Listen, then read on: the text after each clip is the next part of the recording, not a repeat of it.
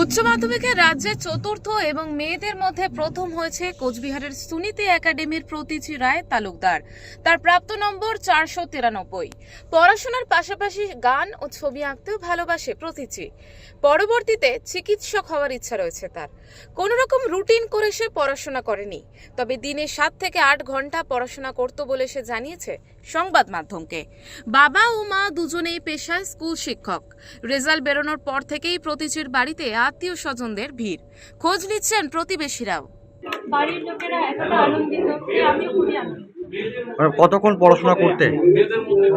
কতক্ষণ পড়াশোনা করতে? আমি শেষের দিকে প্রায় 10 থেকে 12 ঘন্টা মতো পড়াশোনা করতাম। পড়াশোনার পাশাপাশি কি করতে ভালোবাসতে? আবার এমনি গান শিখেছি, আর্টও শিখেছি। আমার গান করতে খুবই ভালো লাগতো, আর আর্টও করতে খুবই ভালো লাগতো। আশা করেছিলে এরকম একটা রেজাল্ট হবে? হ্যাঁ, আশা করেছিলাম যে হয়তো থাকতে পারে, হ্যাঁ। কিন্তু এতটা হবে সেটা আমি আশা করিনি। কিভাবে পড়াশোনা করতে আর কি? আমি এমনি সেরকম কোনো রুটিন বানাইনি প্রতিদিনের জন্য যে এভাবে করব। আমার মানে আগের দিনই ঠিক করতাম যে পরের দিন এই কয়টা সাবজেক্ট পড়বো। আর আমি মেনলি ভোরবেলা উঠে পড়াশোনা করা বেশি ভালোবাসি। রাতে আমি তাড়াতাড়ি ঘুমিয়ে পড়ে সকালবেলা উঠি। ব্যুরো রিপোর্ট, ওঙ্কার বাংলা।